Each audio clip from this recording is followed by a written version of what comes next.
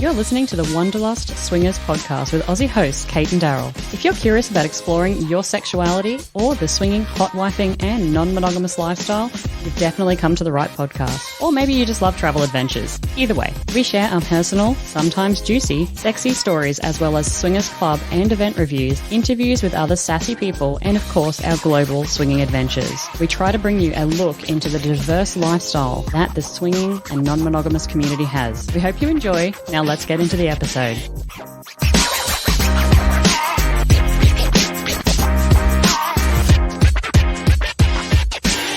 G'day guys and welcome to episode 140 of the Wanderlust Swingers podcast. Today's episode is all about sex fantasies and the object of desire affirmation. Sounds a bit flash fancy, doesn't it, Darrell? Yes, it doesn't mean anything to me at all. Now, before we get into the episode and the cultural tidbits and everything that I've got in my show notes, what do you think? How do I look right now? Do I look quite suave? I'm drinking my Carno Vino. Suave? Yeah. No? No. Regal? No. What? I got my shiny black pants on. I got my Carno Vino. Cujano Vino. Close. Cujano. Yeah. What does Cujano Vino mean? Cate is currently drinking from her said Cujano Vino. It means boiled wine. No, it doesn't. For the last time. Oh, my God. Cujano. Mm-hmm. What's that? I mean, it starts with K. Hot boiled wine. Cooked wine. Cooked wine. I mean. And what do you think about my new pants? Do you like them? They're shiny. Yeah. Did you get those on Amazon? What do you think about them now? They've got a hole in them. I just came back from the bathroom and realised that this is the first day that I'm wearing these brand new. They've got a hole in them. Flash fancy. You might want to take them back. Black pants, and they got a hole in the pussy, crotch. the pussy you area. You might want to send them back. It's a breathing. I don't think so. I think breathing hole. That's just a waste of money. Look, here's what I can say: you just don't get the quality that you used to get for $15 pants on Amazon. Man. Do you know what I mean? Yeah. Yep. I know. I remember like this one time when I was a kid, we used to have to ride. There were four of us. Yep. What'd you do? Well, we had a horse, but it was a three-legged horse, so we had to take turns being legs on the way to school. So we did that on like a weekly thing, but we had no shoes. Yeah. So we used to use banana leaves on our feet for when we were the horse's leg. I know you're taking the piss, but you are also from far north Queensland, so it's fucking highly likely. Nah. Hey, I was just throwing some shade on far north Queensland. Hey, cultural tidbit. Today's cultural tidbit. I got two. One's a non-sex and one's a sex one. My non-sex one, actually these are about Frankfurt. Why are you giving any cultural tidbits about Frankfurt? Why am I giving? Because I just came back from Frankfurt and I also have tickets shortly to go to Frankfurt. Like 6 weeks ago? Yeah, but I also have tickets shortly to go to Frankfurt. Oh, gotcha. Like on the way, you mean you've got tickets to go to Australia and Frankfurt just happens to be along the way? Well, we can't spoil the surprise, darling, because, you know, it's supposed to be a surprise. To whom? To Pete and Sarah, the people we're going to visit. I can absolutely attest to the fact that they ain't listening. Stop it, you're ruining my cultural tidbit. Okay, Frankfurt. Interestingly, hot dogs, also known as frankfurters, and the dish derives its name from the city itself. Frankfurt's hot dogs were invented in Frankfurt. Yeah. Yeah, I'm just saying. Cool. Let's move on, though. So my Frankfurters. Yeah. That's also the name for the people in Frankfurt. Bit confusing, isn't it? Did you know that? Do they all walk around just with like their hands by their sides and standing very upright? Well, you've been to Frankfurt. Some of them are a little bit crooked, though, I noticed. My sex-related cultural tidbit for Frankfurt is that prostitution is legal and regulated, right? Uh-huh. It's the best way to make money out of it as a government department. It's also a great way to make sure that you're, you know, as you said, making money, so getting tax off of it, but also making sure that you can provide healthcare to all of the sex workers out there, making sure there's safety and security. Like, it's just all good news. I don't know what the problem is. But listen to this. I don't know why we're even talking about healthcare and safety. I mean, shouldn't everyone be safe in their job? Exactly. It doesn't matter what your job is. Exactly. Anyway. It's legal and regulated. It's illegal and regulated? Do you want to know the pricing? No, I want to interrupt you just one more time to see whether you'll actually flip out. Oh, it's... You know what? Oh, don't Hulk out and break your pants. Hey, I'll go break a glass bauble off the Christmas tree and stab you in the jugular with it. How's that sound? No, you wouldn't, because you like the glass baubles too much. I know. I don't want to use one of the good glass baubles. I don't want to get blood on it. It seems bad.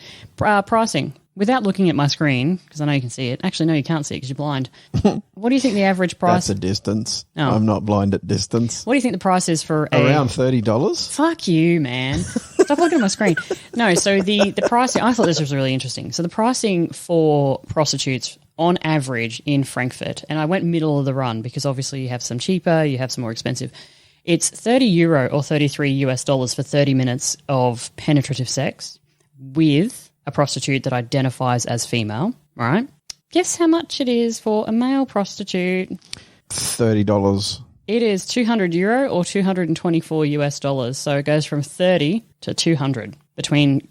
So I don't think you're comparing apples with apples here because you're talking about penetrative sex, right? Mm-hmm. So compare anal penetrative sex. Heteronormative prostitutes I was looking at. Yeah. So this is a man seeking out a female prostitute to stick his dick in is $30. Yeah. But if a woman wants a man to stick his dick in her, it's $200. What? Yeah. No. I'm telling you. Doesn't sound right. I'm telling you that's what it is. I reckon your numbers are fucked up. Don't come at me. Probably. It's probably the fact Supply that and demand. there's so few, there might be very few male heteronormative prostitutes. And this is why you come to this podcast. It's not about the sex and swinging talk. It's about sales strategy. It's because you're really, really bored. It's about sales strategy and supply and demand details. No, so that's my cultural tidbit. Hey, updates. I'm going on a trip in under 12 hours and I probably should pack. And I had a little note here, more information on where and what coming soon, but Darrell spoiled the fucking surprise. Well, I don't get inducted into your show notes, so if you want me to not bust shit up, then perhaps, everyone else who comes on this podcast, you send them the show notes in advance. I do. Except me. Yeah. Yeah, okay. So I'm just making sure I know where I stand. Would you like to give the game away? On the scale of importance, I already gave the fucking game away. What else are we going to give away? We're going to Australia. We're going to Australia for the first time in 2.5 years because the borders are finally open. For Australian citizens, if you are vaccinated, have recent COVID tests, get COVID tested when you're there, isolate in hotel, get COVID tested again. But hey, the borders are open and we are going home. Yes. Going back to Australia. Somebody suggested to me recently that we should probably change our podcast name back to Swinging Down Under for the 2 weeks that we're down in Australia, and I told them to go fuck off. Let me see. Whoa. No, I didn't. Hater. No, I didn't. Hater's got a hate. Other travel stuff. I'm heading to Palm Springs and Nashville in February. If you guys are in either of those locations, hit me up on email cnd@swingingdownunder.com. Other good news, Penny has a heated blanket. She's not fucking using it at the moment. She's just sitting here eyeballing me. She's not. This is not a usual thing out there. And I haven't lived in cold climates before, ever, in my whole life. In my whole entire life. Like since I was born. Except for the whole year. Here. Yeah, but I'm saying before now. Yeah, but like a year. So not your whole life. Just a part of your life, minus a year. I don't understand why this is not a more common thing. Because most of the dogs here have hair. I reached out to Honeyspoon and I was like, hey, we got Penny a heated blanket. And she was like, yeah, it's cold. Of course you got Penny a heated blanket. Yeah. Yeah, but that's because she's, nice. They are. Well, are they? Are they both nice? Who can be sure? He's dodgy as. I actually said to her on a message yesterday, I said the Airbnb was grouse. And she thought that I said the Airbnb was gross. And she was like, yeah, it was fucking gross. And I have not corrected her since. So once she listens to this episode, just if you're out there, Darrell, can you please let the audience know what grouse means? Well, given it's not a term that you would ever have used in Australia. That's not true. It is true because it's not a Queenslander term. It's a Victorian term. And it means grouse means awesome, good, great, spectacular. Mm-hmm. Mm. It does. Like how I look with clothing off, grouse. Not gross. Well, I mean, whenever I heard somebody use a GR at the beginning of a sentence when I've got no clothes on, I assume it's grouse. Great. Yeah, or great. Mm-hmm. Cool. Hey, let's get into it. Not grotesque or gross or Good job. Right, so let's get into it. What we're talking about today is sexual fantasies and the object of desire affirmation. We're going to take a break. We're going to come back and then we're going to get straight into it. I'm not taking a break. I'm staying here. I refuse to break. You will take a break. I'll break something. And you'll enjoy it. Break your dick, that's what you do. Wow.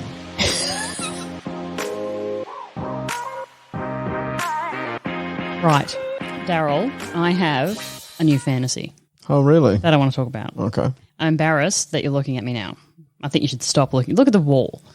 I'll just watch the planes fly by. It's actually pretty cool. I can see them as they fly through the sky out the window because I'm laying on the bed, although I've got Penny just eyeballing me from the side. Dropping their chemicals on us and making us do what they want. Chemtrail. But look, it saves me on having to get vaccinated because that's what's new in chemtrails these days is the vaccination. If they could drop some weight loss stuff in there, that'd be... They know what that'd be? That'd be grouse if they could drop some weight loss. Only for us, fat bastards. Anyway, moving on. I have a new fantasy. I'm a little bit embarrassed to tell you about it. I've been thinking about this for a while. And does it involve a heated blanket? No. That's actually a surprise, given it's winter. It doesn't involve a heated blanket. Have you ever felt embarrassed to talk about a fantasy with me? No. It's interesting to me that this makes me embarrassed, and I think the reason it makes me so embarrassed is because I'm struggling with the fantasy itself and feeling narcissistic. Let me just tell you what it's about. Somebody had a thesaurus for breakfast this morning, aren't they? Talking about objects of affirmation and narcissists. Grouse. And grouses. And grouseness. Okay, so here's my fantasy. This involves another table, another desk. And the thing about fantasies is that they are a fantasy because they're so difficult to play out. And as I'm telling you, said you were going to tell us about the fantasy rather than like telling us about the fantasy. I will finish my sentence, and you will damn well listen. No, the reason I'm saying this is, and I want to precursor it, is because this is going to sound wildly ridiculous. It's a fantasy. It's a fantasy. That's how fantasies are. Okay, are you ready? I was ready like 3 minutes ago when you started this fucking conversation. We are at a really fancy, nice kind of dinner cocktail party. Yeah. Are we in a classy alley? We are not in a classy alley. Okay. We are in an L-shaped glass house. L-shaped glass house, yes. That's up off the ground. Has to be L-shaped. This is actually crucial to the story. Okay, I'm not even joking. To the fantasy. Yes. Glass, 100% glass. Yeah. Including the roof? Yeah. Ceiling? Oh, you know what? I wasn't looking at the roof. I don't know. Maybe it's not. So you're just talking about the walls? All the walls. All of them? All of them. Can't even take a shit without people looking at you. So you can see what's going on is my point. In an L-shaped... Is the toilet also glass? Babe, I wasn't paying attention to the toilet. Next time I dig into the fantasy realm, I'll triple check for you. I'll look around. That'd be great because, I mean, could you imagine standing outside, somebody's taking a shit? I mean, it's not a good thing. You want some sort of frosted glass in there or a frosted toilet. You think the toilet's glass as well? Yeah, well, that's what I just asked. What are you, Cinderella? Yeah. It's a throne. No, listen. Stop. What? Stop. Throne? Cinderella had glass shoes. Stop fucking up my sexual desire story. Stop it. Okay. I'll mute you. Like that'll stop. Okay. It is an L-shaped glass house, and it is at a very nice kind of cocktail party. Everybody looks really sexy. This is what's going on. I'm in a slightly dark room, and I'm on the table desk. It's an office. It's a desk. Is it the desk glass too? Fuck off, Darrell. I'm just asking. I'm just trying to form a picture in my head. How about I will tell you if the desk is glass or not? Does that? From now on in, if anything's glass, I need to know. I will tell you pertinent details to the story. How's that sound? Including glassness? Including the availability of glass items within the fantasy. Is that good? Yeah, that'll work. Is that good for you? It'll work for me. Okay, let's get back to it. So L-shaped, I'm in this office space. It's a little bit dark, but the party, because I'm in the end of the L. Can I ask just one question? Oh, yeah. How do they get the glass house to be dark in one area? There's no lights on in the room that I'm in. There's a little light, like a little desk light. I'm in the end of the L, and the party is over there. Yeah. So in the tip of the L. Okay, so the lights are off for a portion of the house to give a darkness to where you are. Okay. I mean, look, I'm just trying to understand the physics of this fucking craziness. This fantasy is, I mean, you can't break the laws of physics with a fantasy. It's not okay. I can and will. Okay, moving on. So I'm in the office, and it's a little bit dark in the office. Maybe there's a little desk light. It's a little bit illuminated, but you can't see a lot, right? Mm-hmm. You can see two figures. You can make stuff out, but it's not like shining bright like the party that is over in the top of the L. I'm in the bottom of the L in the corner, and the party diagonally across from me. You can still see people in there, fancy dressed, having wine, chit-chatting amongst themselves. Gotcha. Right, so I'm sitting on the desk, and I'm looking over, and I can see the party. Mm-hmm. Okay, this is important. I'm dressed in like a little gold silk dress, mm-hmm. right, with like little straps, spaghetti straps, and it's like a cowl neck, so it's like going down the front on my tits, and it's like short. Mm-hmm. I'm wearing really nice heels. Gotcha. These details are important because I was feeling quite sexy in amongst this little cocktail shindig that's happening. Why it's important that I can look over and see the rest of the party is because I can see the gentleman's wife that's currently going down on me. And this is where the narcissism kind of comes in. So in my fantasy, I'm at the end of the L and I'm on this desk and you can see my nipples through my gold dress, my spaghetti strap on one side's kind of coming down. I have a glass of champagne in my hand. He is in a chair but kind of leaning forward down, and he is like touching my pussy, feeling my pussy, tasting me, licking me, and kind of rubbing up on my legs, and one of my legs is up on the arm of the chair. Mm-hmm. And as I'm looking over, I can see his wife, who's currently engaged in conversation but facing us. But can't see you. She can see. She can see what's going on a little bit, which is why there's a little bit of light in the room. Gotcha. So the rest of the party are kind of unawares, right? Because she's looking at me and there's a person looking back at her facing the other direction, but she's looking in our direction. Gotcha. And that wife is looking over in a state of shock, but still carrying on the conversation with the person that she's talking to with the glass of champagne in her hand. Meanwhile, I'm like a vixen in the office with this really attractive man who wants nothing more than to devour me as I sit there with my glass of champagne and my beautiful dress and my heels on, just getting ravaged. Gotcha. That's my fantasy. Okay. So does your fantasy progress to penetrative, or does it stay just purely? Just stays like that, yeah. Yeah, okay. Okay. Yeah. So is she like, I'm like okay with this? No, not really. This is a shock to her. Like, this is, I'm at a party and my husband's off in the other room fucking this girl. What the fuck is happening? Okay. So this is, okay. So non-consensual. Exactly. Wow. Yeah. And this is where it becomes a little bit narcissistic because of the fact. This is where it becomes narcissistic? I think you missed a very, very large portion of narcissism before now. Why? Which bit in particular? Well, it's all very self-focused and like, this is what we're going to talk about. You didn't even describe the face of or the person. He doesn't matter. He doesn't matter. No, exactly. He's wearing a suit. He looks nice. But it is. This is a narcissistic fantasy, which is okay. It's not a. Is it okay? Right? Because this is the reason why I was a bit ashamed to tell you. Fantasy. When this fantasy comes to me, and when I think about it, it turns me on. But that's the difference between a psychopath, a sociopath, and a normal person. Psychopath doesn't have empathy. Sociopath has empathy, doesn't care. Normal person has empathy, doesn't do. That's yeah. Yeah, okay. So back to your sexual fantasy. So when I have it, it makes me you remember when we were interviewing Dr. Justin Lehmiller and he mentioned about afterwards, I can't remember the exact term he used, but then after the sexual fantasy or after watching porn or everything, you get that yuck factor. And this is what happens to me when I have this kind of fantasy, because in my head then I'm like, I shouldn't be doing this. That's irresponsible of me because that lady's over there. But what turns me on is the fact that he desires me so much. He doesn't care. That he doesn't care. He's uncontrollable, everything else, which is why we're going to talk about desire and the object affirmation stuff today. Okay. Because this is actually a big thing, I found out. Yeah. So when I'm having this fantasy and then afterwards I kind of get this yuck sensation, and for a while now I've been thinking this is not okay. Like, I should not be thinking this. I should not be feeling this way. This is not really right. Why do I feel this way? Do you ever feel that way about anything else? There is many studies done on humans wanting to do things and fantasizing about things but never actually carrying them out. And that fantasy is part of the reason that they never carry them out. It's not just because it's a fantasy doesn't mean you'll ever live it. Mm-hmm. You know? That's again the difference between knowing what's right and what's wrong is that even if you have bad thoughts, or even if you decide as a lower example that you don't wish to wear your seatbelt today, even though it's required in your area, you may still put your seatbelt on just because you feel obligated to do so. Have you ever had a sexual fantasy that maybe you thought I shouldn't be feeling this way or having it, or a bit embarrassed about it? Probably.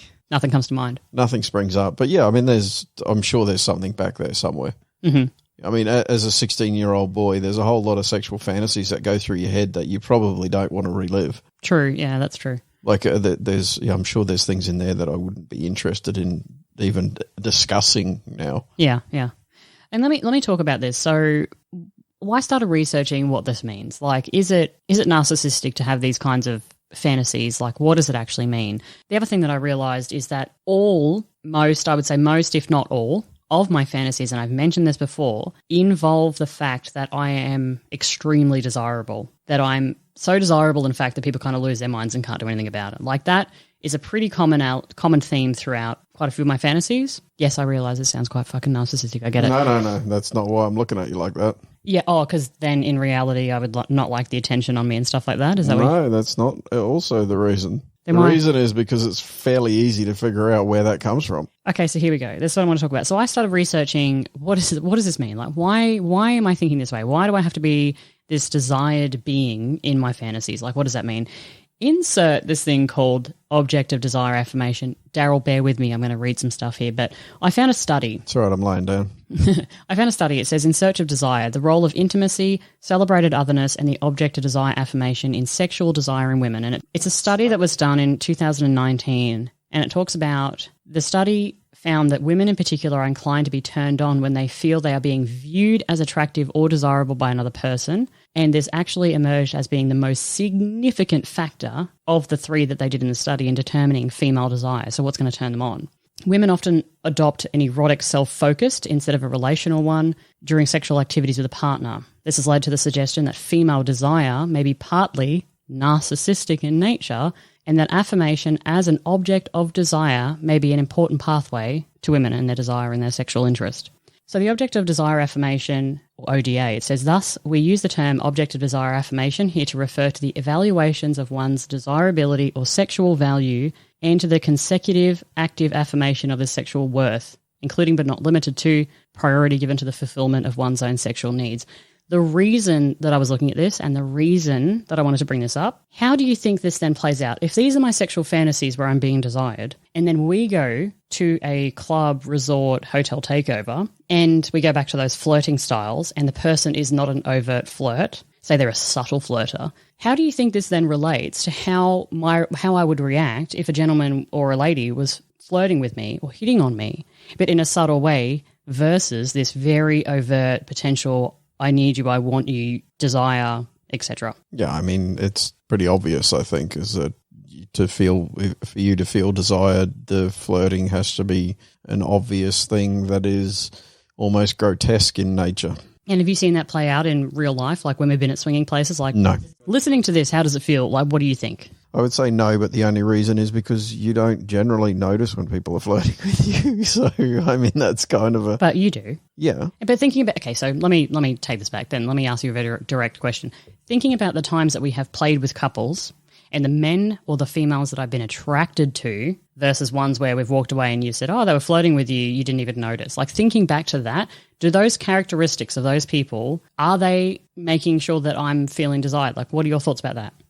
I'll say yes. I mean, it's been a long time since we played with anyone, so I kind of have forgotten what those events look like. So I would say yes, but I don't really, I can't put a line between the yeses at this point. But I feel like it is, yes.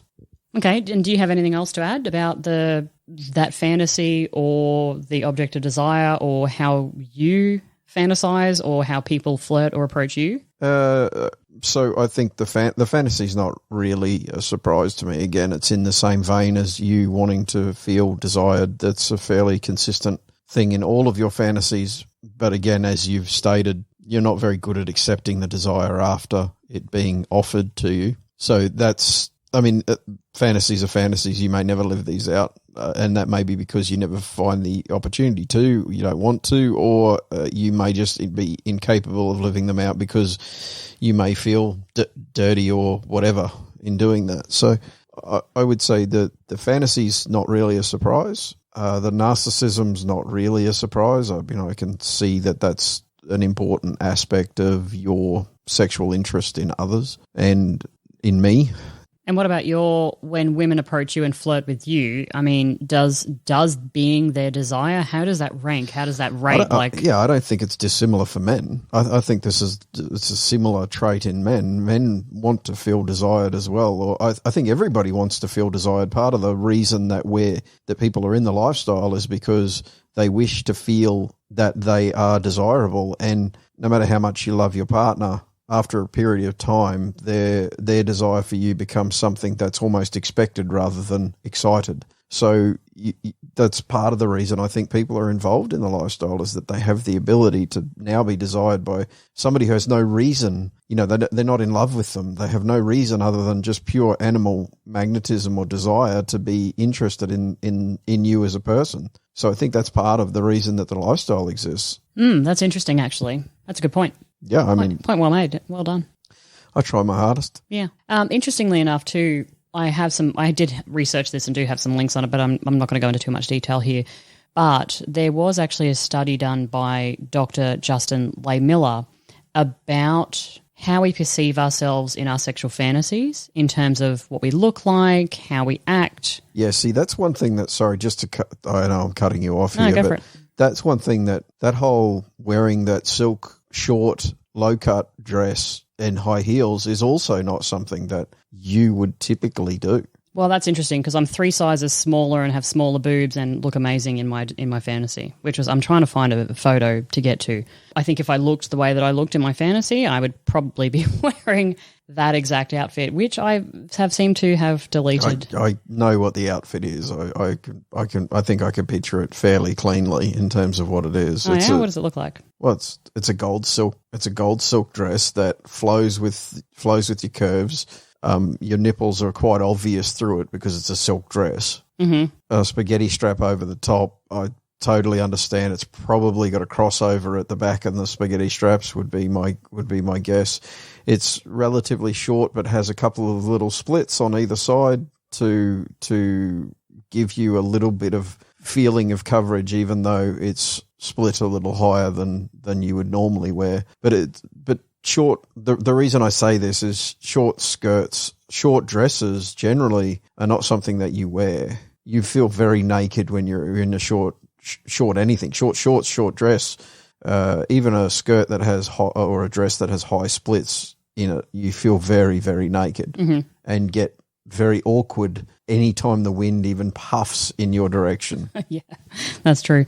Hey, I found the link that I was talking about. So Dr. Justin Lehmiller did a piece for Psychology Today, and he spoke about the fact that in our sexual fantasies, we often change how we look, how we act, those sorts of things. And I thought this was really interesting to the fact that I act very different to my regular person in my sexual fantasies. And here's the responses. I think you'll actually find this very interesting. 58% changed their sexual role. So, I mean, that's pretty obvious.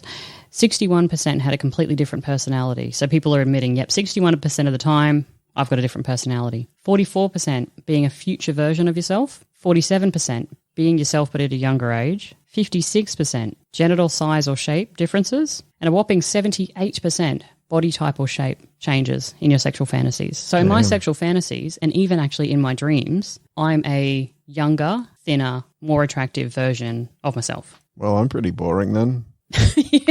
You imagine yourself exactly as you are? Yeah. I mean, yeah, I'm not, I mean, I've never looked at myself as perfect, but I've never been unhappy with what I am. Certainly not unhappy enough to think that I could be better if I looked, or perceived better by others if I looked a certain way. And frankly, my fucking fantasy, fuck you. You don't like it? Guess what? I'm going to change my fantasy so you do. Suck a fucking dick. I don't think this is necessarily about people hating themselves or not being happy with themselves. I don't think that's what this is about. I think it's just an enhanced, different version. And I think it also, if we change our personality and we change our body shape and size for these sexual fantasies, then the fantasy in itself becomes almost more exciting, because then it is a different version of ourselves. It's not the housewife that has 2 kids and a dog that needs to get them off to school. You become a different person, and that in itself is a fantasy. Yeah, I mean, that's why they're called fantasies, but I mean, just stating my point of reference in a fantasy, I don't change myself. I don't change my age. I mean, there's no, I suppose, yeah, if I'm asked when, you know, a lot of people have a belief of when their best age is. If I'm asked, it's today. Okay. I mean, or the yesterday, or the day before, or 10 years ago. It doesn't really, like, I don't feel that there's a massive difference in who I am between those different ages or the different body shapes that I've been through or all that sort of thing. I mean, certainly there's been times where I'm fat. Certainly there's been times that I'm too thin. Mm-hmm. But that doesn't mean that I can't, see that there's still some, I don't know, something to that. Anyway. So I'll put that link, that Psychology Today link up in the show notes. If you guys are interested in learning more about that, there is a graph there. It's pretty interesting, actually, the way we fantasize. We're going to take a break. We're going to come back, and I'm going to read some responses from our patrons. But before we go, hey, Darrell, look, pussy shot. Yeah, it's too dark. Can't see. Really? There should be a dim light and some glass walls then, and then you'd be right on point. All right, we're back. So I put this up on Patreon quite a while ago, about 2 months ago, in fact. And I asked people, I put the links up for the Object of Desire Affirmation, and I spoke about fantasies, and I said, does this ever happen to any of you? How do you feel about this? Like, share some details with you. And I have some responses from people. Are you ready? This one was interesting. Cate said, we are 6 months in, and only in the last couple of months have I noticed this about myself. I did feel bad about it, but in the sense that I thought I might be narcissistic for needing that. It is a very strong need for me, though. So, I mean, that she has something in common with you then? Yeah. Don't you think that's interesting, though? So she said the same thing, like she wants to be desired but does feel a little bit narcissistic, a bit icky about it. But she needs it, and she's admitting to that. So I think these are kind of critical and key pieces of information for people when they're out there flirting with other people. So just backing it up again a second to the whole swinging lifestyle, do you not believe that it is a little more focused on the thrust toward women feeling more appropriate in their skin? Given that's the only time not the only, but certainly it's one of the few times where ladies are very, very focused on making each other feel happy about how they look, what their shape is, all that sort of thing, as are the men in the room, typically very focused on making. It's one of the reasons that men, I find very, I've said this before, giving men compliments is not so much of a thing in the lifestyle yet. I'm sure that's going to change, but yeah, I think typically women feel more complimented in the lifestyle than they do outside of it. I missed your point. So the point is that you're engaging in a more a higher expectation of narcissistic environment because people are complimenting you more than they would be. Yeah, so you're feeling more positive about it, especially if you have the desire to feel desired. Then it's an environment that would help with that. But only if the people are actually actively doing that. And this is why I think so many people fail at flirting with those people, because if they're not showing them that they're desirable. I think you're crossing a line here between feeling desired and somebody basically dry humping you on the dance. Yeah, which is let's be honest, that's sort of the level of understanding that you need that somebody's interested in you. Because if they're just flirting with you and even overtly flirting with you, there's been instances where you've walked away thinking that they weren't interested. I mean, they have to be quite grabby with you for you to understand that they're interested. I don't know. All right, let's read this next one. So you don't know as in you don't agree, or you don't know as in I don't necessarily agree with what you're saying, because I don't like people that are overly grabby. But people, I know. But people this is the line that the men sort of run down. But people like I think back to the first night, the pub crawl when we first met Pete and Sarah, and Pete was overtly flirting with me, very complimentary, kept coming and talking to me throughout the evening. That to me is showing me his desire. That's kind of where I think about times when that's been obvious. Because remember, we actually walked away that night and I was like, whoa, this guy was flirting with me all night. Like, check it out. No, I don't remember that. It's like 7 years ago. You suck. All right, let's read the next one. So this one's from Our Secret Life. And she said, I've been thinking about this for a little while now after you initially mentioned it on Instagram, and yes, it's a big thing for me. When I think of my earliest sexual fantasies, it was always about being the center of attention and being the woman another desired above anything else, and this is still the case to a large extent. My fantasies often center around getting spoiled and being the center of attention. I've never felt guilty about it, though. Good job. This lady's owning it. Maybe because I have always worked like that. When I think of guys I've dated before before meeting Mr. L, it was already present. They were all physically different, but all guys that wanted me, and I responded to that. That doesn't mean that I'll fall for every person that looks at me. It's got to be a little more than that. They almost have to be audaciously unashamed and show desire for me. Cool. Yeah. What do you think about that? She knows her shit. Yeah, she knows her shit. I like the fact that she's like, yes, but I'm also not ashamed of it. Why should you be? I mean, I don't understand why you would be. I think because we're almost told not to be. We're almost like told don't stand above anybody else. Everybody else is equal. Like don't be too showy. Whoa. Don't be too showy. Yeah, but you're looking inside out now, not outside in. Why does it matter if you walk into a room and you stop the room just being you? Why does that matter that you're being perceived as something different? Because it's too much. That you shouldn't do that. No, no, not at all. That's not the case at all. Yeah, you're brought up very, very differently, darling. Like, why? No, I'm not. We come from very similar backgrounds in terms of this is not how I was brought up.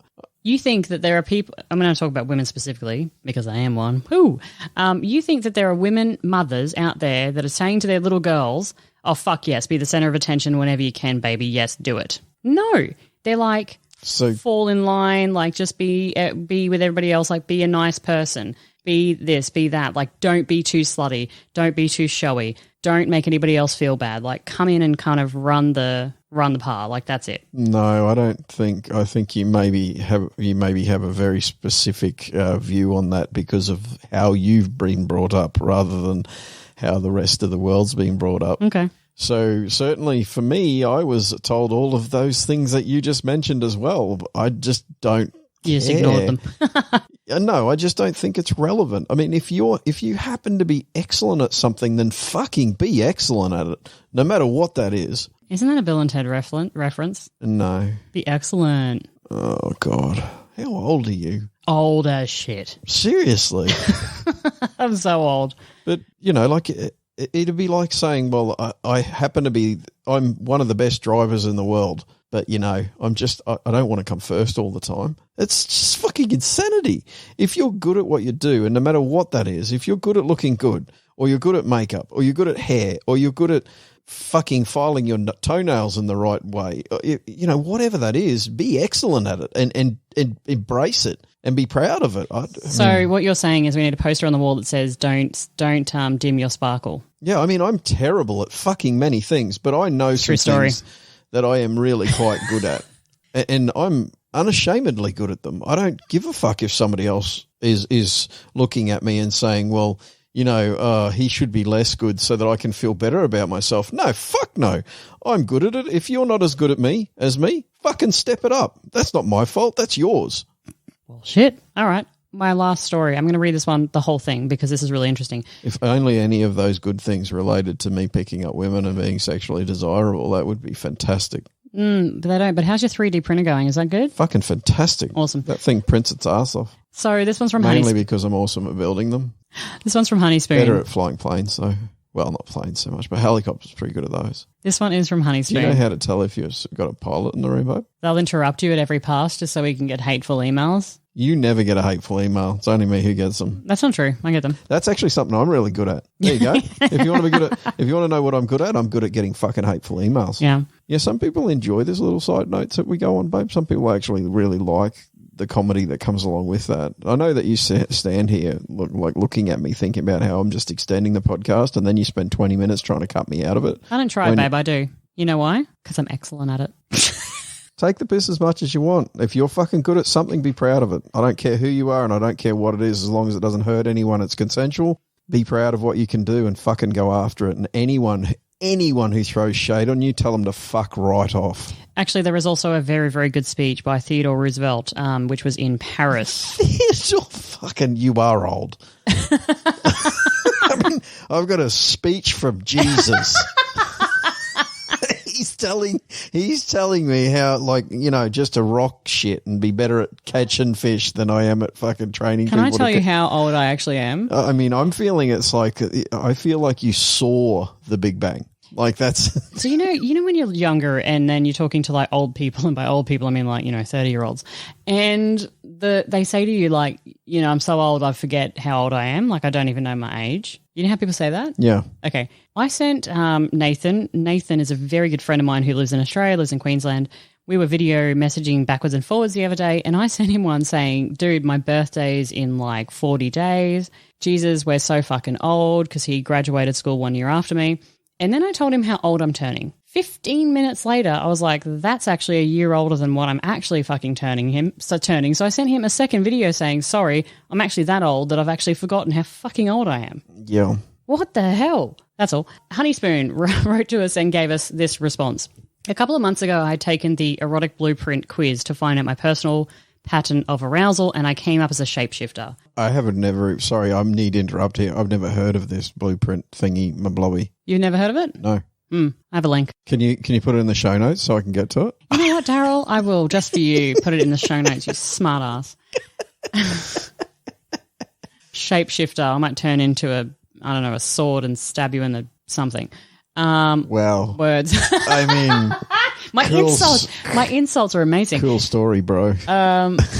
Shut up. So I'm going to start again. Is this just so you can cut me out again? No, I'm actually just trying to get to the point here because people are getting confused now. No, they're not. They're only because you keep referencing yourself as a sword and you're going to stab me somewhere. It's like, oh my God, I'm going to sword you in the somewhere. This is what happens when I get a strap-on too. Stabbity, stab. Oh no, my aura. You stabbed me in my aura. Here's my strap-on and here is my sword. Stab, stab. Stabbity, stab. That's too far. There's a whole movie about that and that's not cool. That's true. As great as that sounds, I started reflecting on some of our recent engagements and observed that I've been focusing less on my personal desires and more on others. This led me feeling lackluster about the playdates and kind of confused about what actually turned me on. To be frank, lifestyle sex was feeling robotic and I wasn't experiencing that afterglow I loved so much in the beginning. In addition, my partner and I were struggling with a seemingly misaligned view of attraction, making four-way connection difficult. Cue sex story. Can you give us some, sex story music? Just real quick. What? No. Hey. That's not sex music. That's the best I got. I mean, what do you want? Do, waka waka, do, waka waka. Where's nothing? I was waiting for the next do. It's too late now. That's the best I've got for sex music. So it's either Porn Star or Cheer Squad. It's one of the two. Next you'll be playing the Rocky soundtrack. Last Saturday we went to Oasis Aqua Lounge, lifestyle spa, and a couple beside us in the playroom were visibly attracted to us, but the feeling wasn't mutual. Mr. Honeyspoon and I were just playing together when I noticed the other couple masturbating together and I got really turned on by watching them. I leaned over and handed the woman my womanizer and asked her if she would like to try it out as I watched her. After she came, she handed it back to me so I could use it. As I was masturbating, I invited her husband to jerk off while he watched me because it's one of my kinks. Which is interesting because that's the whole desire thing. Even though I didn't want to play with him, I was incredibly turned on. It never went any further than parallel play with our significant other, but I had that afterglow for almost a week. By focusing on my desires and properly communicating what those were while maintaining my own personal boundaries, I was able to live out a fantasy and have an authentic, organic experience that is one of my top ones to date. Whoa, that's good. Yeah, so it's almost like living out your fantasies is awesome. I mean, yeah. Womanizers, though.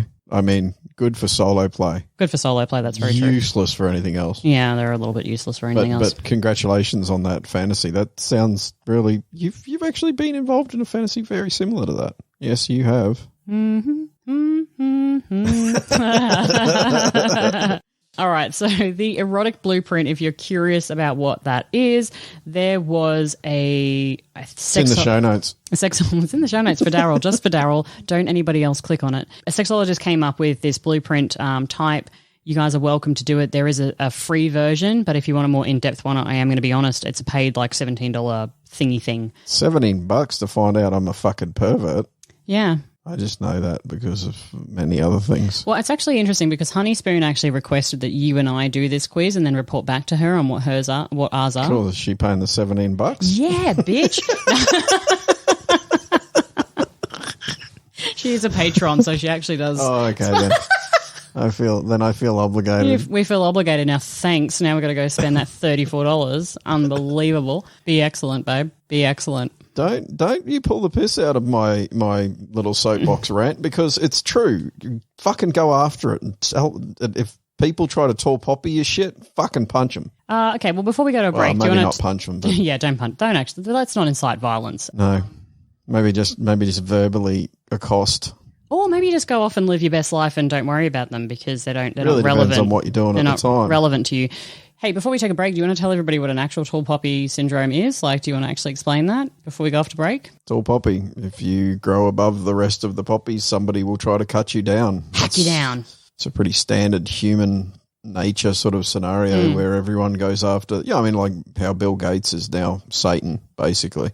He's the one and who there can't be developed two of us, COVID. Bill, so get back in your fucking place, mate. Hey, let's take a break and we'll come back. You're no good at being Satan. You're terrible at that. You'd be the worst fucking I'd be Satan so ever. empathetic. I'd be like, oh, yeah, sorry for your plight, and here is free candy. There was a movie you were watching 2 nights ago that is a horror movie and you cried twice in it because of something that happened to somebody. I mean, it's crazy. Yeah. Hey, we're going to take a break. We're going to come back and we're going to close it out. We'll see you guys soon.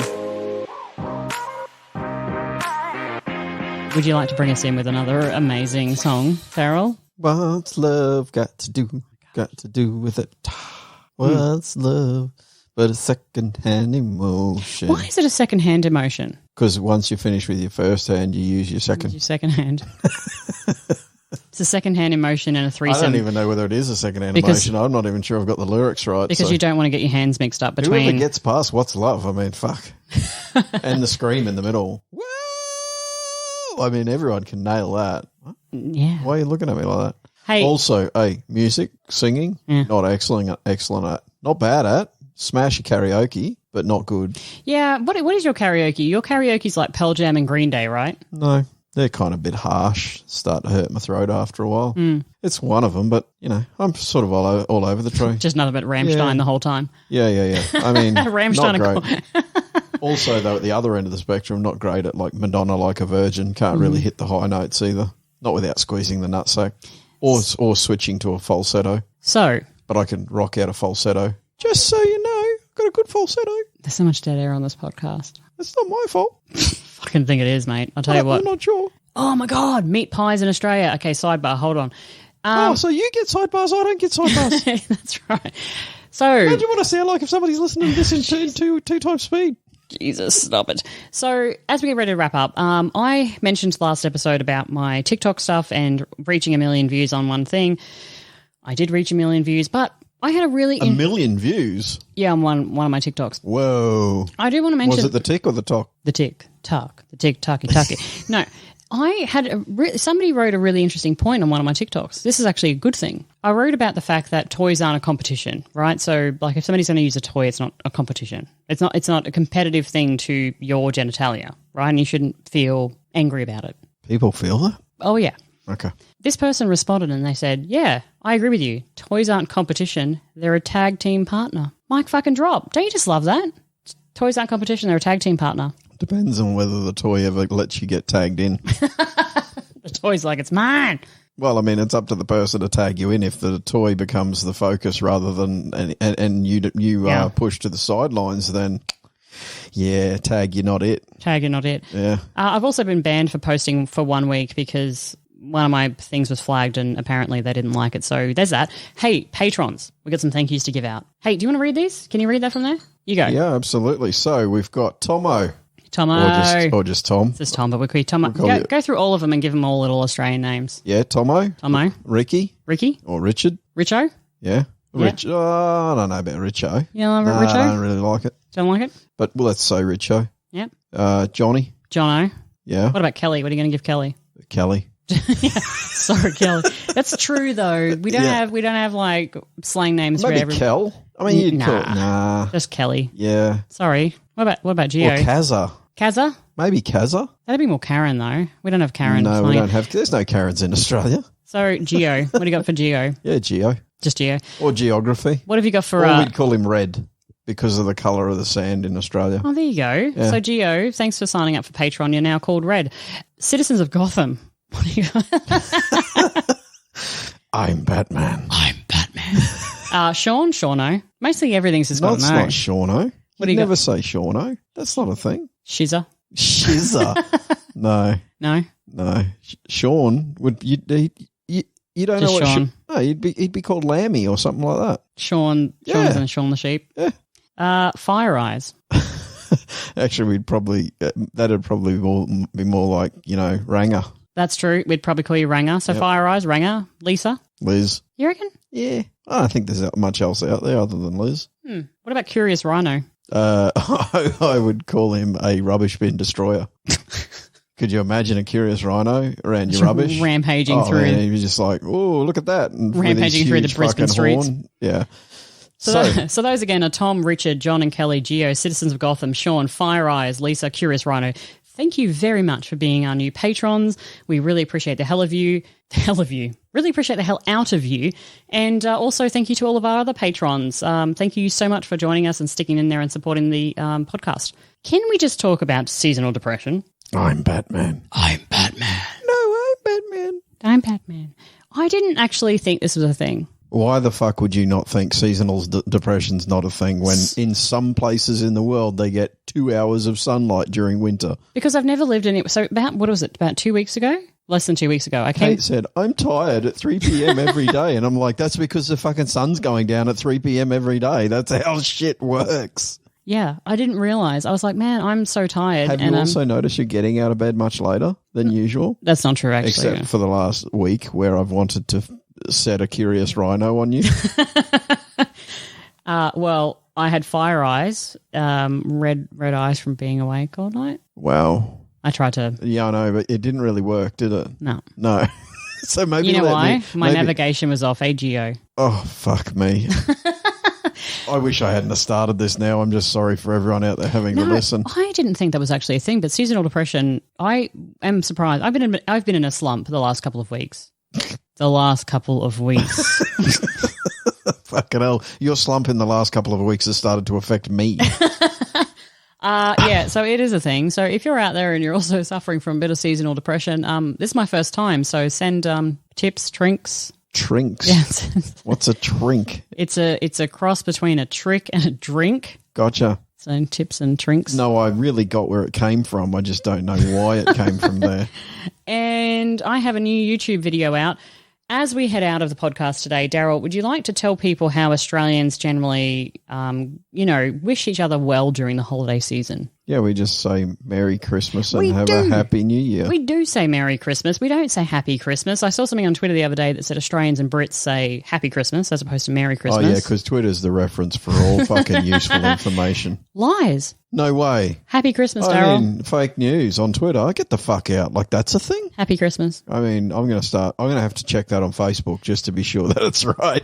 By the way, it's pitch black and it's 5:14 in the afternoon. This has been Wanderlust Swingers Podcast. Thank you very much for joining us, and Merry Christmas if you celebrate. Yeah, just have a great break, whatever that looks like to you. If you get a break. If you get one. If you don't get one, then suck a dick. I'm having one.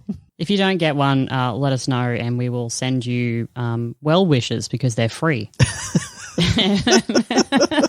And Kate's planning to hock everything up on booze over the break because she needs it because of it. My $15 pants have cracked. Maybe your vagina's trying to eat its way out. Maybe it is, Darrell. Hasn't been serviced in a while, so maybe that's the problem.